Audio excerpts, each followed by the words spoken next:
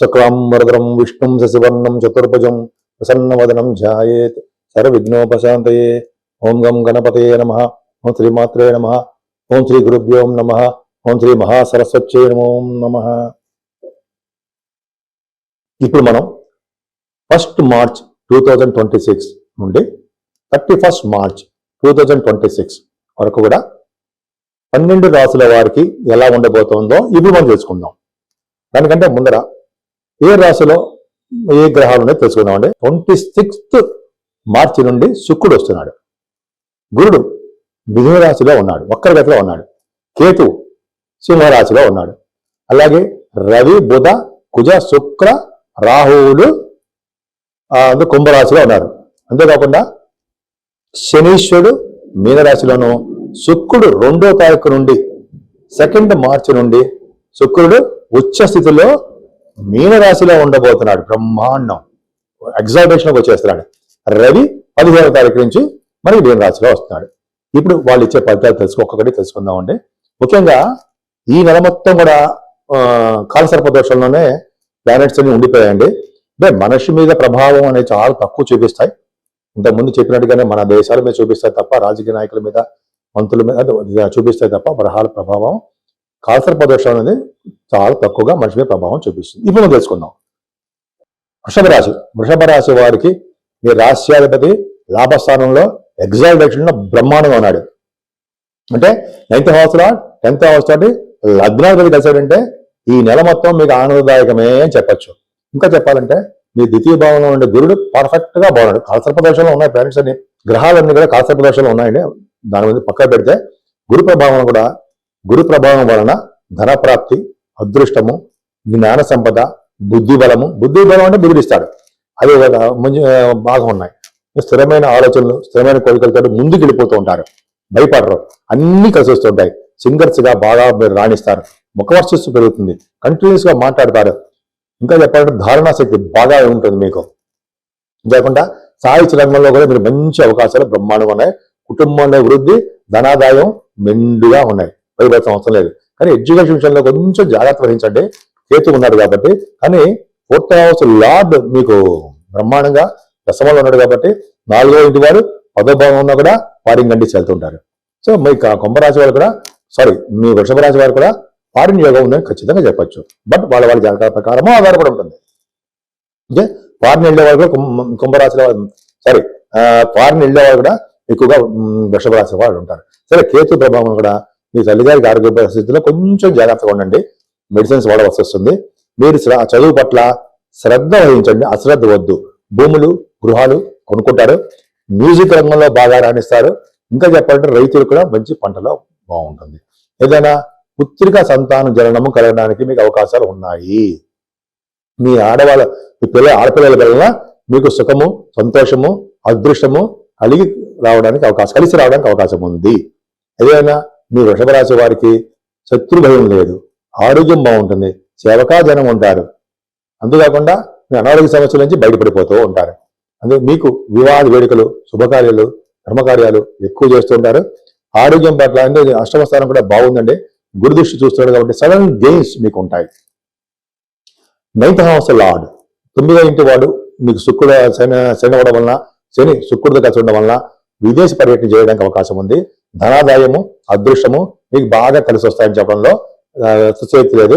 ముఖ్యంగా higher education రీత్యా విదేశాలు వెళ్ళడము, మీకు షూటింగ్ల రీత్యా విదేశాలు వెళ్ళడము, అలాగే కళారంగంలో బాగా డెవలప్మెంట్స్ ఉండడము జరుగుతుంది. అది మీ విహారయాత్రలు చేస్తున్నారు. అంటే ముఖ్యంగా చెప్పాలంటే తీర్థయాత్రలు మీరు చేయబోతున్నారు. తీర్థయాత్రలు గురువుగారిని సందర్శించడము, పీఠాధిపతుల్ని, కాశీ వంటి క్షేత్ర దర్శనాలు చేయబోతున్నారు. అన్నిటికన్నా ముఖ్యం దశమస్థానం. రాజ్యస్థానంలో రవి 15వ తారీఖు వరకు ఉంటాడు కాబట్టి, బుధుడుగా ఉంటాడు కాబట్టి, కుజు రాహు ఉన్నారు. అంటే డాక్టర్స్ గా మీరు బాగా డెవలప్ అవుతారు. ప్రతి డాక్టర్స్ ఎందుకు చెప్తున్నాము అంటే, కుంభరాశి ఉంటేనే డాక్టర్స్. రవి బుధులు కాంబినేషన్ డాక్టర్స్ సంబంధించిందే. అబ్బాయిగా కుజుడు ఉన్నాడంటే డాక్టర్స్ ఆపరేషన్ చేస్తారు. ఈ శాస్త్రం చెప్తా ఉంది, నేను కాదు. రాహు కూడా ఉన్నాడంటే, దశమంలో రాహు అంటే డాక్టర్ కదండి. ఖచ్చితంగా అవును. మీ దశమస్థానంలో రాహు ఉన్నాడంటే కొన్ని అవసరాలు ఉన్నాయి. వాటి కనుక డాక్టర్స్ సంబంధించిన వృత్తిలో చేస్తూ ఉంటారు మీరు.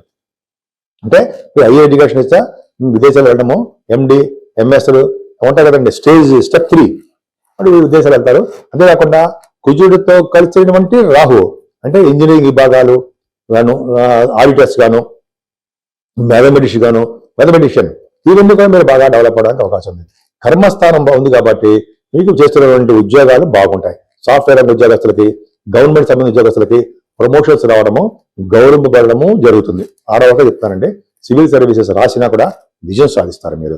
అంతేకాకుండా దశమస్థానంలో రవి, కుజులు ఉన్నారు అంటే దిగ్బలత్వంలో స్ట్రాంగ్ గా ఉన్నారు.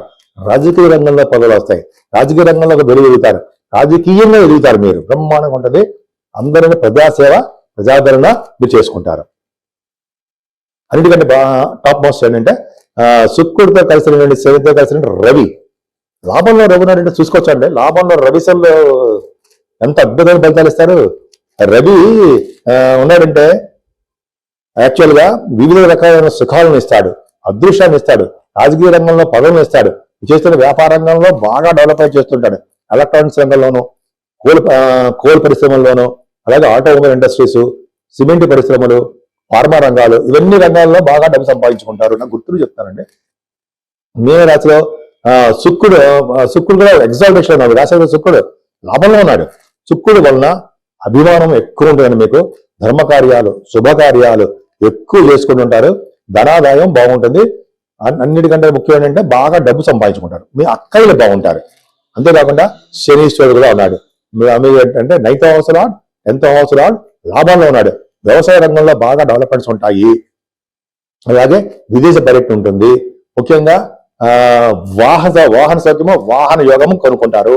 అలాగే మానసిక ఉత్సాహము, ధనాభివృద్ధి, ధనము ధాన్యము వృద్ధి అవుతూనే ఉంటుంది చెప్తుంటాం కదండి. అలాగే 3 గ్రహాలు లాభస్థానంలో ఉన్నాయంటే అదృష్టం. ఇంకా 26వ తారీఖు నుంచి శుక్రుడు మారుతాడు మేషంలోకి. మరి మేషంలో శుక్రుడు ఏం చేస్తాడు? రాష్ట్రాధిపతిగా శుక్రుడు 12 భావం ఉండడం వల్ల వ్యవసాయ రంగంలో అనుకూలంగా ఉంటుంది. ధనము, ధాన్యం, పశువుల అభివృద్ధి, అలాగే అనేక రకాలుగా మీకు మంచి చేయడానికి అవకాశాలు, మంచి వాటికి ఖర్చు పెట్టడానికి అవకాశాలు ఉంటాయి.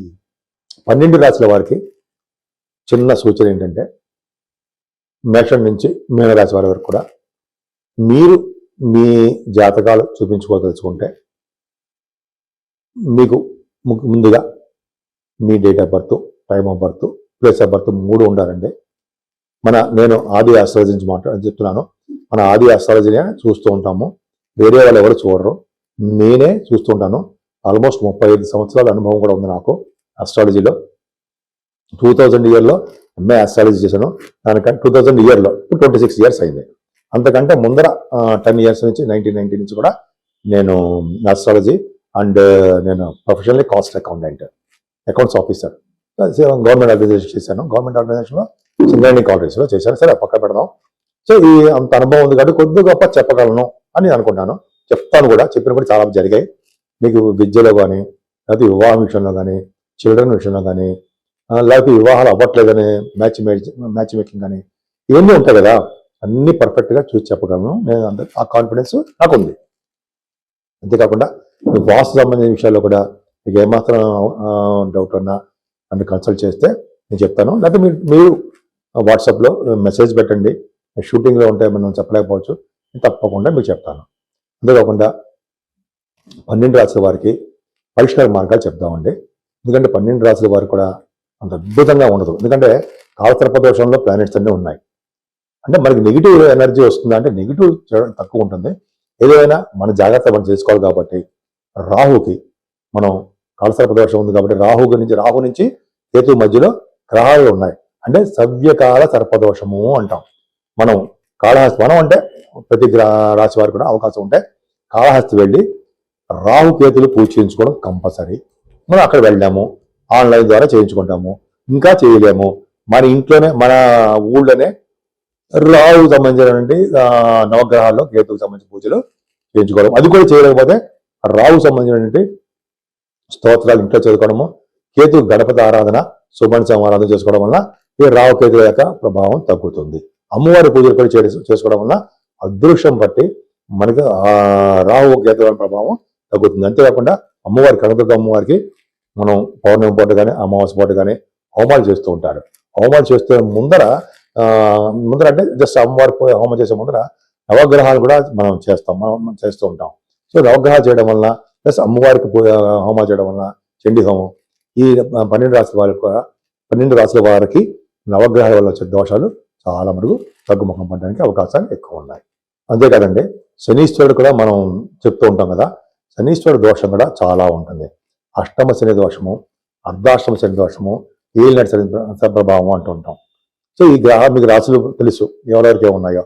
సో ఈ రాశి వారు కూడా శని దోషం తగ్గడానికి ఓం సం శనీశ్వరాయ నమః, ఓం సం శనీశ్వరాయ నమః, ఓం సం శనీశ్వరాయ నమః మంత్రం కానీ, లేదా మనం మందపల్లిలో పూజ చేయించుకోవడం కానీ, తిరునల్లారు వెళ్ళడం కానీ అవన్నీ మనం చేయలేము. మన ఊళ్ళోనే శనీశ్వరుడికి 7 శనివారాలు దండం పెట్టుకోవడం, ఆంజనేయ స్వామి వారి దర్శనం చేసుకోవడం, వెంకటేశ్వర స్వామి వారి దగ్గర అంటే దగ్గర కాదు, ధ్వజస్తంభం కొంచెం దగ్గరలోనే అఖండ దీపారాధన, ఒక పెద్ద ప్రమిదిలో ఒక ఒత్తి వేసి దీపారాధన చేయాలి. ఆ చేసిన పుణ్యం వెంకటేశ్వర స్వామి వారు శనీశ్వరుడికి ట్రాన్స్ఫర్ చేసి మనకు ప్రభావం తగ్గిస్తారని చదివాను ఎక్కడో. అది కరెక్ట్. తర్వాత శివాభిషేకాలు ఎప్పుడూ మర్చిపోకూడదు. శివుడికి అభిషేకం చేసుకోవడం వలన సర్వదోషాలు సర్వ పాపాలు హరిస్తాయని చెప్తూ ఉంటాం మనం. కాబట్టి రాహు వలన, కేతు వలన, అసలు 12 గ్రహాల వలన వచ్చే దోషాలు 12 రాసుల్లో 9 గ్రహాల వల్ల 9 గ్రహాల వల్ల వచ్చే దోషాలు కూడా ఒక్క శివుడు అభిషేకం చేయడం వలన, శివుడికి మారేడు దళం సమర్పించడం వలన, అలాగే పార్వతీ అమ్మవారిని పూజించడం వల్ల కూడా దోషాలన్నీ పరిహారం అవుతాయి అంటే సందేహం లేదు.